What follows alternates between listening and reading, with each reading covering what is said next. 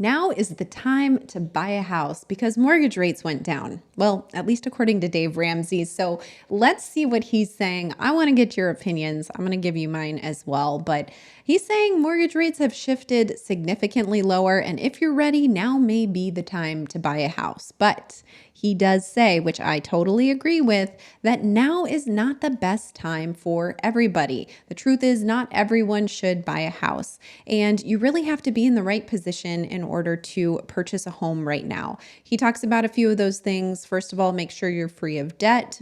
We're not surprised. That's what he would suggest. He also says a 20% down payment is ideal because you can avoid PMI or private mortgage insurance, which you'll have if you don't put 20% down. And then make sure your house payment should never be more than 25% of your take-home pay. And I did a video on this lately that talked about what you need to look at in terms of affordability when buying a home. And I've seen everywhere between 25 to 30%, but if Dave Ramsey says 25%, that's probably a good rule of thumb to follow. Now, something to keep in mind, mortgage rates really affect that monthly payment. And I'm going to show you a little bit more about that here shortly. So knowing that 25% of your take-home pay, what that mortgage rate would be, that could vary significantly if rates go up or if they go down. So that is something you want to work very closely with your lender on. He also talks about closing costs. You got to remember that that is part of this process too. Unless you negotiate a seller concession, which is quite common, you definitely want to make sure that you are able to pay for these closing costs. Around 3 to 4% of your home's purchase price could go towards closing costs. And that includes loan origination fees, appraisal, property taxes, title insurance, underwriting fees, a number of things. They can vary by state, but you've got a budget for those closing costs in addition to your down payment as well. Now, one of the biggest things to think about is if you're in a place in life where you're ready to stay in your city for more than a few years. He suggests that you need to own the house for at least 5 years for the home's value to grow enough so you're not losing money when you sell it.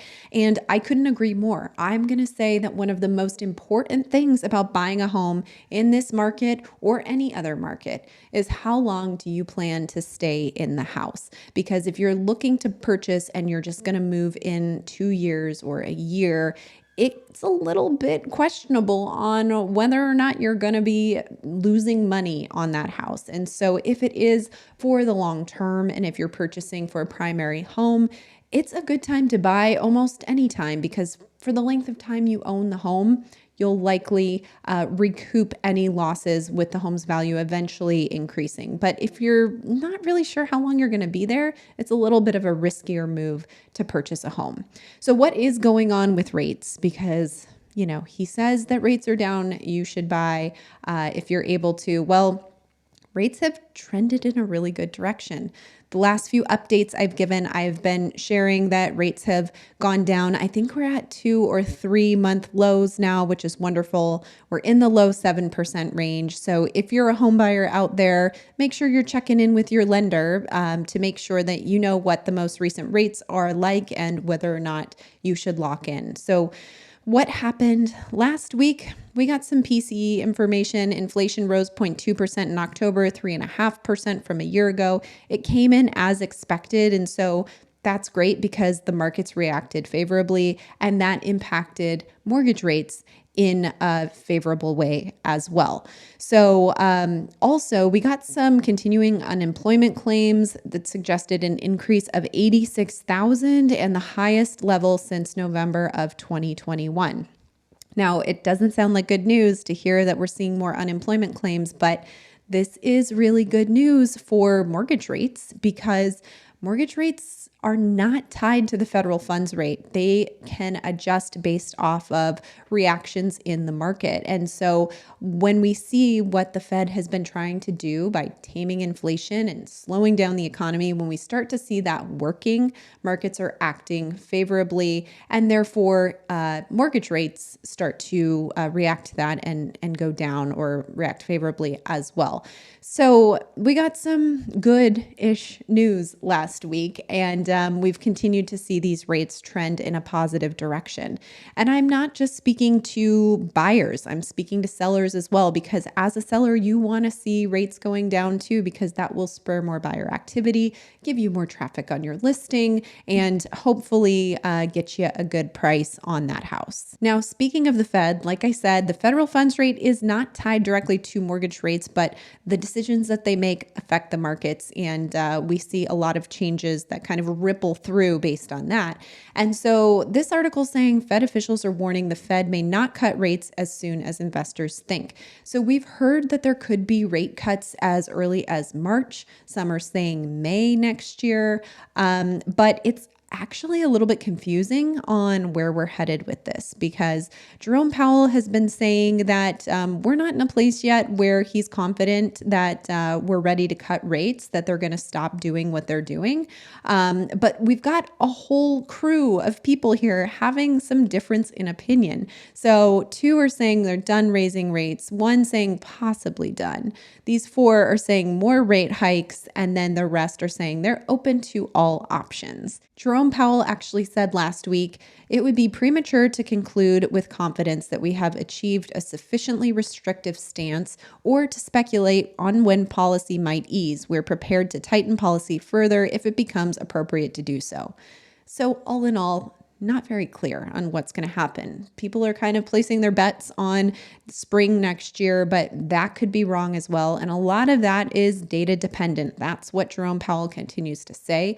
As we get more inflation information, that will drive their decision. So remains to be seen what the Fed will do next. But overall, they're all kind of split on their stance on what to do next. So speaking of rates, many people are saying that bidding wars, yes, you heard me, bidding wars will follow if mortgage rates fall.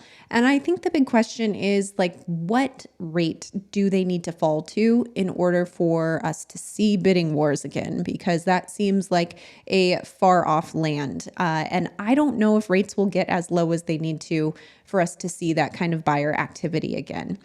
This is talking about the difference that a mortgage rate makes on your payment. Mortgage payments shrank over $100 a month during the last month as rates edged away from 8%. So like I said, we're in the low 7% now. That means buyers purchasing a home last week at the rate of 7.29% would face a monthly mortgage payment of $2,575. That's down $164 from the all-time high of $2,739. When you look at that month over month, that adds up pretty quickly. I did a video not too long ago about affordability and how to look at these monthly payments, and you'll find that mortgage rates make a huge difference in what you're coming out of pocket monthly.